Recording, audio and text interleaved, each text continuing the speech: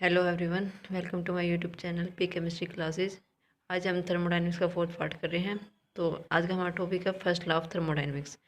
तो first law of thermodynamics हमारे लिए इम्पोर्टेंट क्यों है? Why is the first law of thermodynamics is important? ऐसा क्यों है, इतना इम्पोर्टेंट क्यों है? Because it gives the principle of conservation of energy. ये इसलिए इम्पोर्टेंट है क्यों? क्योंकि ये हमें प्रिंसिपल कौन किसका देता है? Principle of conservation of energy. इस लॉ के द्वारा हमें कंजर्वेशन ऑफ एनर्जी का प्रिंसिपल पता चलता है। ठीक है, तो इसलिए ये हमारे लिए बहुत इंपॉर्टेंट है। इसका मतलब क्या हुआ? विच मीन्स कि energy can be transferred. Energy एक बॉडी से दूसरी बॉडी में ट्रांसफर हो सकती है, ट्रांसफर्ड। ठीक है, but it cannot be created or nor be destroyed. But cannot be created nor be destroyed. तो फर्स्ट लॉ क्या कहता है? इसने हमें दिया है कंजर्वेशन ऑफ एनर्जी का प्रिंसिपल, जिसमें क्या बोलता है ये कि एनर्जी को ट्रांसफ़र किया जा सकता है एक बॉडी से दूसरी बॉडी में, बट उसको क्रिएट भी नहीं किया जा सकता और डिस्ट्रॉय भी नहीं किया जा सकता। तो ये था फर्स्ट लॉ ऑफ थर्मोडायनेमिक्स का प्रिंसिपल। ठीक है, अब मान लीजिए हमारे पास है, हम इसका एक्सप्रेशन देखते हैं क्या है, कैसे है। मान लीजिए ये हमारे पास है सिस्टम, ये है सिस्टम और ये है हमारा सराउंडिंग, और अदर पार्ट कौन सा हुआ है? हमारा यूनिवर्स। मान लीजिए जैसे जिस इस कमरे में मैं बैठी हूँ, तो ये हमारा क्या है? सिस्टम। और जैसे हमारा घर है, तो ये हमारा क्या हुआ? सराउंडिंग। और उस घर से बाहर का जितना भी पार्ट है वो क्या होगा? हमारा यूनिवर्स। ठीक है, अब मान लीजिए अगर सिस्टम वर्क कर रहा है, वर्क है सिस्टम का सराउंडिंग पे, system work on the surrounding. ठीक है, work by the system on the surrounding, ठीक है, तो हम देखते हैं क्या एक्सप्रेशन आता है। ठीक है, और मान लीजिए हीट जा रही है सराउंडिंग से सिस्टम में, ये तो है हमारा वर्क, ये तो हमारा वर्क। ठीक है, ये है हमारी हीट। ठीक है, हीट जा रही है सराउंडिंग से सिस्टम। हीट क्या है? Surrounding to system. ठीक है, तो हीट है हमारी सराउंडिंग टू सिस्टम जा रही है। तो इसका एक्सप्रेशन क्या होगा? According to first law of thermodynamics, मतलब change in internal energy is equal to heat minus of W work done. मतलब चेंज इन इंटरनल एनर्जी किसके ऊपर क्या होगी? जो हम सिस्टम को हीट दे रहे हैं वो माइनस में वर्क डन जो सिस्टम के द्वारा सराउंडिंग पे हो रहा है। ठीक है, और एक और देख लेते हैं हम। अगर उल्टा हो, मीन्स सराउंडिंग वर्क कर रहा हो सिस्टम पे, तब क्या एक्सप्रेशन आता है? ये है हमारा system,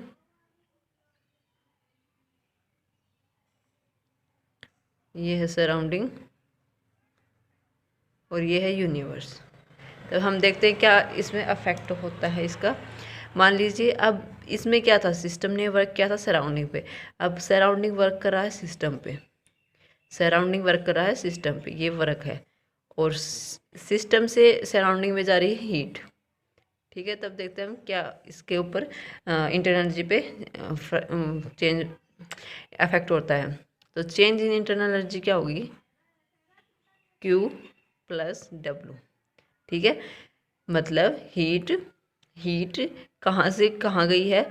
surrounding to system. Heat के कहाँ से है? Surrounding to system to surrounding. और वर्क कहाँ से कहाँ है? वर्क है सराउंडिंग टू सिस्टम। ठीक है, तो अब क्या एक्सप्रेशन आया इसका? ये है एक्सप्रेशन। और ये कब एक्सप्रेशन होता है? जब work done by the system हो, सराउंडिंग के ऊपर। ये कब है? जब सराउंडिंग वर्क के सिस्टम पे, ठीक है। तो ये दो एक्सप्रेशन हमें मिलते हैं। अब हम इनको वन बाय वन पढ़ते हैं कि क्या क्या इसमें चेंजमेंट आता है। सो हम क्या कह सकते हैं, according to first law of thermodynamics, first law of thermodynamics क्या कह सकते हैं, total energy of universe is constant. Total energy of universe is constant, ठीक है, which means E universe equal to constant, ठीक है। Total energy of universe is constant, ये हम किसके द्वारा बता सकते हैं, फर्स्ट लॉ ऑफ थर्मोडायनेमिक्स के द्वारा, ठीक है। अब यूनिवर्स किस किस चीज़ से मिलके बना है, सिस्टम से प्लस सराउंडिंग से, ये क्या होता है, यूनिवर्स। तो हम कह सकते हैं वर्स, ठीक है। तो हम क्या क्या कह सकते हैं, so we can say that energy of system plus energy of surrounding, energy of system plus energy of surrounding is constant. और वो क्या है, total energy of universe. That means total energy of universe is constant, और जो किस किस से मिलके बनी है, सिस्टम से और सराउंडिंग से, ठीक है। तो हम क्या कह सकते हैं, सिस्टम की और सराउंडिंग की जो टोटल एनर्जी होती है वो कांस्टेंट रहती है। दैट मीन्स सिस्टम से सराउंडिंग में एनर्जी कन्वर्ट होती रहती है और सराउंडिंग से सिस्टम में, ठीक है, बट ये कांस्टेंट रहती है। दैट मीन्स यही एनर्जी आपस में कन्वर्ट रहेगी, नई नई एनर्जी बनेगी, नया ही इनका लॉस्ट होगा एनर्जी का, ठीक है। तो इस एक्सप्रेशन से हम क्या कह सकते हैं, so due to this we can say that energy cannot be created nor be destroyed, but energy can only be transferred from one form to another form. But energy can only be transferred from one form to another. ये क्या है, only law of conservation of energy, ठीक है। तो हम इसको एक example से पढ़ते हैं, okay. So we can understand this with the help of a example. तो हमारा एग्जांपल क्या है, okay, suppose we are in a small crowded room, ठीक है। हम एक स्मॉल क्राउडेड रूम में हैं, ये है स्मॉल क्राउडेड रूम, ठीक है। और वहाँ पे क्या है, बहुत सारे लोग हैं, ओके। तो अगर इस रूम में बहुत सारे लोग हैं, ओके, बहुत ज़्यादा भीड़ है, तो हमें क्या होगा, after a certain time what we feel very warm, we feel very warm after a certain time, okay, after a certain time we feel very warm, and then starts sweating, and then starts sweating, okay, which means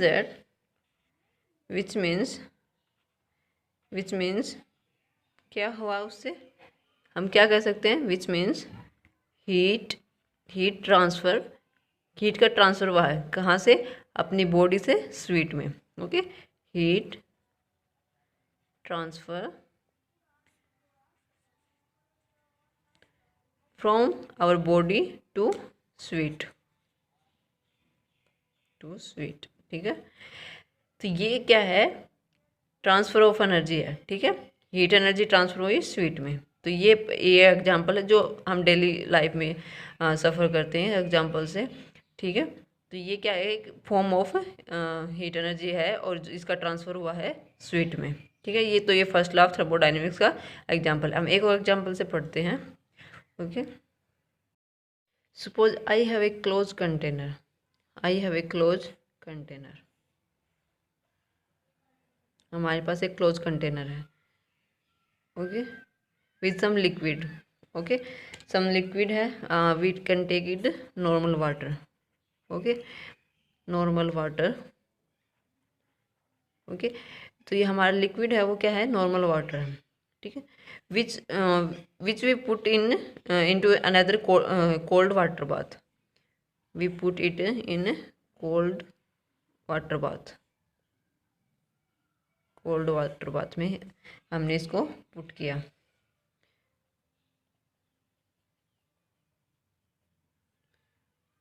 ये क्या है हमारा cold water bath है। हम यहाँ एक thermometer भी लगाते हैं, ठीक है, ताकि हमें उसके टेम्परेचर का पता लग जाए कि इसका टेम्परेचर कितना है। ये हमने एक थर्मामीटर सेट कर दिया है हमारे क्लोज कंटेनर में, ठीक है। तो after some time what we observe is that heat is going outside to the close container into ice bath. Heat का फ्लो कहाँ से होगा, क्लोज कंटेनर से आइस बाथ में, ठीक है। आफ्टर सर्टेन टाइम क्या होगा, हीट फ्लो कहाँ से कहाँ,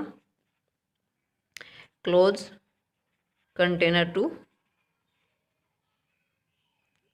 कोल्ड वाटर बाथ, ठीक है। सर्टेन टाइम के बाद हीट का फ्लो होगा, क्यों हमें पता है हॉट बॉडी से कोल्ड बॉडी में ही हीट का फ्लो होता है।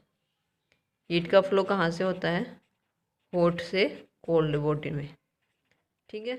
तो ये इसके कंपैरिजन में तो ये हॉट ही है, नॉर्मल वाटर है, बट कोल्ड वाटर बाथ के कंपैरिजन में तो ये एक हॉट ही है, ठीक है। तो इस नॉर्मल वाटर से किस में जाएगा, कोल्ड वाटर बाथ में हीट का ट्रांसफर होगा। दैट मीन्स क्या कर सकते हैं हम, टेम्परेचर इस क्लोज कंटेनर का डिक्रीज होता जाएगा। तो हम क्या बोल सकते हैं, the temperature of closed container, okay, close container of water drops down. जो क्लोज कंटेनर का था जिसमें हमने नॉर्मल वाटर रखा था, उसका टेम्परेचर डिक्रीज होता जाएगा, ठीक है, ड्रॉप डाउन, या कह सकते हैं temperature decrease. So what we call this, heat is transfer from one container to another container. Heat का ट्रांसफ़र हुआ है वन कंटेनर से अनदर कंटेनर में, ओके। उससे क्या होगा, हमारा टेम्परेचर डिक्रीज हो जाएगा, ओके। तो क्या कह सकते हैं हम, heat transfer from one container into another container, ठीक है। बट नई इसमें हीट जनरेट हुई है, नई हीट डिस्ट्रॉय हुई है, दैट मीन्स ओनली हीट का ट्रांसफ़र हुआ है एक सिस्टम से दूसरे सिस्टम में, ठीक है। मान लीजिए ये हमारा सिस्टम है और ये सराउंडिंग है, तो हमारे सिस्टम से सराउंडिंग में हीट का ट्रांसफ़र हुआ है, बट हीट एनर्जी नई हीट डिस्ट्रॉय की गई है, नई क्रिएट की गई है, ठीक है। तो ये क्या हमारा, नो हीट डिस्ट्रॉय और क्रिएटेड, ठीक है, क्रिएटेड। सो ये क्या है हमारा फर्स्ट लॉ ऑफ थर्मोडाइनमिक्स। ये एग्जाम्पल है हमारा फर्स्ट लॉ ऑफ थर्मोडाइनमिक्स का, ठीक है। अब हम इसका मैथमेटिकल एक्सप्रेशन देखते हैं। मैथमेटिकल एक्सप्रेशन,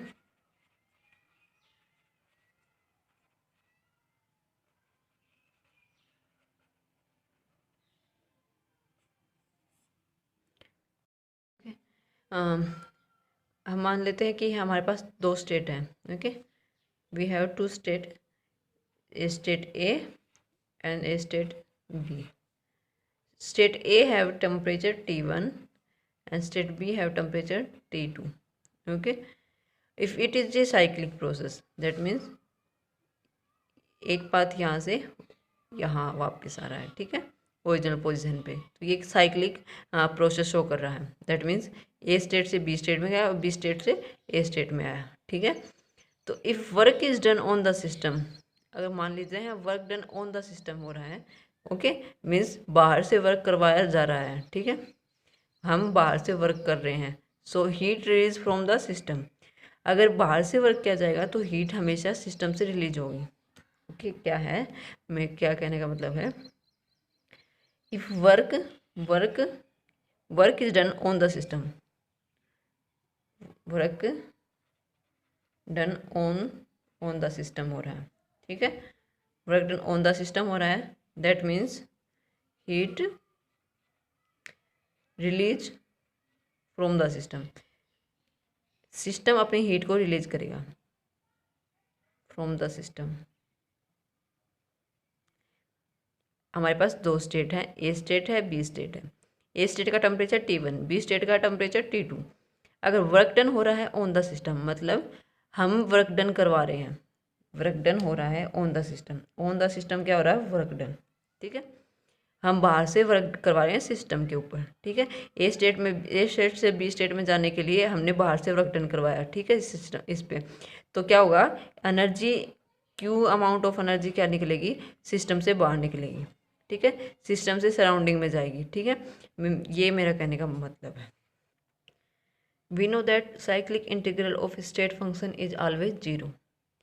हमें पता है ना, साइक्लिक इंटीग्रल किसी भी स्टेट फंक्शन का जीरो होता है। मैंने ये आपको स्टेट फंक्शन वाली वीडियो में बताया हुआ है, अगर आपने नहीं देखी तो पहले उसको देख लीजिए।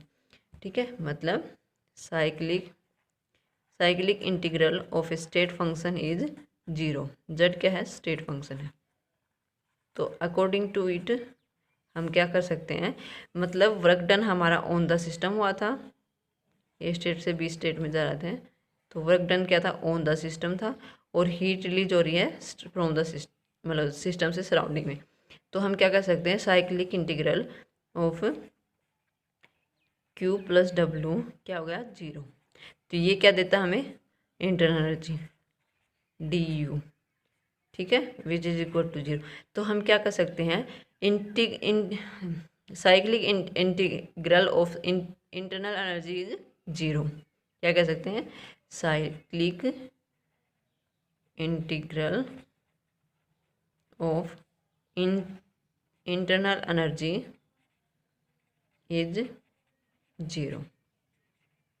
ठीक है, ये इम्पोर्टेंट है। क्या है,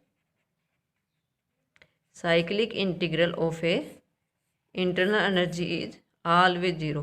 क्यों, क्योंकि साइक्लिक इंटरनल एनर्जी क्या है, एक स्टेट फंक्शन है। That means cyclic integral of a internal energy is zero. Okay, जैसे एक बार मैं आपको बता दूं कि कब वर्क डन पॉजिटिव होता है, कब नेगेटिव होता है, और इसका इंटरनल एनर्जी पे क्या इफेक्ट होता है। मान लीजिए एक सिस्टम है जिसकी इंटरनल एनर्जी है U। अगर वर्क डन ये है सिस्टम और ये है सराउंडिंग। ठीक है, अगर वर्क डन हो रहा है सराउंडिंग टू सिस्टम, मतलब work done on the system, तो ये क्या होगा, पॉजिटिव।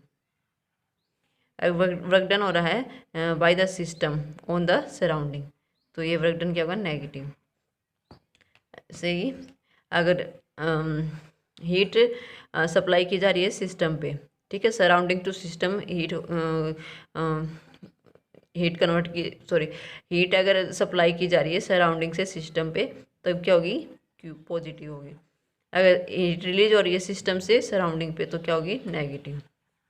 ठीक है, ओके। तो work done on the system क्या होगा, work done on the system हो, दैट मीन्स सराउंडिंग से सिस्टम पे वर्क, मैं ऐसे कर सकती हूँ, वर्क सराउंडिंग टू सिस्टम। ठीक है, तो ये क्या होगा, ऑन द सिस्टम है, दैट मीन्स ये क्या होगा, पॉजिटिव। ठीक है, तो work done greater than zero. Work done by the system that means क्या कर सकते हैं, work done system to surrounding, तो ये क्या होगा हमारा, नेगेटिव। ठीक है, heat supply supply surrounding to system, ठीक है। या फिर हम कह सकते हैं Q surrounding to system. Surrounding system heat हो तो क्या होगा, वो ग्रेटर देन 0 होगा। ऐसे ही heat release system to surrounding तो क्या होगा, नेगेटिव होगा, ठीक है। तो ये थे हमारे साइन कन्वेंशन जो हम पता चल गया होगा। और इंटरनल एनर्जी क्या है, अगर इन टेम्परेचर इंक्रीज होगा तो इंटरनल एनर्जी इंक्रीज होगी, टेम्परेचर डिक्रीज होगा तो इंटरनल एनर्जी डिक्रीज होगी, ठीक है। तो हम क्या कह सकते हैं, we know that work done equal to minus of P D V, मतलब external pressure negative of external pressure multiply में चेंज इन वॉल्यूम, ये क्या होता है हमारा वर्क डन। तो अब हम उस फॉर्मूले में पुट करेंगे, वो क्या था हमारा, del U equal to Q plus W. हमें यही वर्क डन लेना क्योंकि work done on the system is valid, यही स्टेटमेंट वैलिड है। जो अदर स्टेटमेंट है work done by the system वो वैलिड नहीं है, ठीक है, वो रॉन्ग स्टेटमेंट है। तो हमेशा हमें जो इसका एग्जैक्ट एक्सप्रेशन है फर्स्ट लॉ ऑफ थर्मोडायनेमिक्स का, वो है ये है एग्जैक्ट। अगर हम मिलता है Q माइनस डब्लू तो ये है रॉन्ग स्टेटमेंट, ठीक है। ये हमें नहीं यूज़ करना, हमेशा ये वाला एक्सप्रेशन यूज़ करना, क्योंकि वर्क डन कभी भी नेगेटिव नहीं होता। वर्क डन ये सिर्फ क्या है, एक साइन कन्वेंशन है, ओनली साइन कन्वेंशन है। वर्क डन कभी भी नेगेटिव नहीं होता। तो इस एक्सप्रेशन में हम रखेंगे del U equal to Q plus W. Always याद रखना, ये इंपॉर्टेंट है, इससे रिलेटेड क्वेश्चन भी आते हैं। चेंज इन इंटरनल एनर्जी क्या होती है, क्यू प्लस डब्लू। तो डेल यू किसके इक्वल होगा, del U equal to Q minus P del V. Okay, अगर क्वेश्चन में हमें मिला हो एनर्जी गिवन हो, चेंज इन वॉल्यूम, हमें 2 वॉल्यूम दे रखी हो, प्रेशर दे रखा हो एक्सटर्नल, तो हमें चेंज इन इंटरनल एनर्जी निकाल सकते हैं, ठीक है। ओके, अब कुछ नोट करने वाली बातें हैं जो इम्पोर्टेंट हैं। क्या क्या हैं, U is internal energy is state function. First क्या है, internal energy is state function, ठीक है। बट क्या हुआ, बट क्या है, हीट एनर्जी और वर्क डन क्या है, पाथ फंक्शन है, पाथ फंक्शन। बट हम क्या कर सकते हैं, 2 पाथ फंक्शन का एडिशन क्या देता हमें, स्टेट फंक्शन। 2 पाथ का एडिशन, 2 पाथ फंक्शन का एडिशन हमें क्या देता है, स्टेट फंक्शन। ओके, और क्या देखते हैं हम, इस फॉर्मूले के अकॉर्डिंग इन तीनों की SI यूनिट क्या है, joule. Del U internal energy की, क्यू हीट एनर्जी की और वर्क डन की जो SI यूनिट है, जो SI यूनिट है वो क्या है, जूल है। जूल कह सकते हैं, जूल कह सकते हैं और कैलोरी। ओके, तो ये इनकी SI यूनिट है तीनों की। तो ये इम्पोर्टेंट पॉइंट है, इनको याद करना, ठीक है। नेक्स्ट हम करते हैं इनका एप्लीकेशन और जो लिमिटेशन है वो। तो इसकी एप्लीकेशन क्या है कि इन्होंने इंट्रोड्यूस करवाया किसको, कंसेप्ट ऑफ इंटरनल एनर्जी और टेम्परेचर का। सबसे इम्पोर्टेंट एप्लीकेशन है introduce the concept of internal energy and temperature. Internal energy और टेम्परेचर का कंसेप्ट दिया है किसने, फर्स्ट लॉ ऑफ थर्मोडायनेमिक्स में। यही इसकी सबसे बड़ी एप्लीकेशन है। और सेकंड हम जानते हैं law of conservation of energy, ठीक है। तो ये 2 इसके मोस्ट इम्पोर्टेंट एप्लीकेशन है। अब नेक्स्ट पढ़ते हैं हम इसकी लिमिटेशन। इसकी लिमिटेशन थी तभी सेकंड लॉ ऑफ थर्मोडायनेमिक्स आया है। तभी तो आया, क्योंकि इसकी कुछ लिमिटेशन होंगी, उन्हीं को कवर करने के लिए हमें सेकंड लॉ ऑफ थर्मोडायनेमिक्स की ज़रूरत थी। तो इसकी फर्स्ट लिमिटेशन क्या है कि इसने स्पॉन्टेनिटी के बारे में नहीं बताया कि रिएक्शन स्पॉन्टेनियस हो रही है या नहीं। जैसे जैसे हम हाई लेवल से लो लेवल में वाटर का ट्रांसफ़र होता है, एक स्पॉन्टेनियस प्रोसेस है। तो ऐसे इसने ये नहीं बताया कि जो रिएक्शन ए से बी में जा रही है वो स्पॉन्टेनियसली जा रही है या नहीं, ठीक है, वो स्पॉन्टेनियस प्रोसेस शो कर रही है या नहीं। तो does not tells about process about spontaneous process. Spontaneous process के बारे में नहीं बताया। ओके, एक और क्या नहीं बताया इसने क्या नहीं बताया फर्स्ट लॉ ऑफ थर्मोडायनेमिक्स की, ये इंडिकेट नहीं कर पाया कि इसकी डायरेक्शन है जो हीट ट्रांसफ़र की, वो डायरेक्शन क्या है। मतलब does not tell about the direction of heat transfer, does not indicate the direction of heat transfer.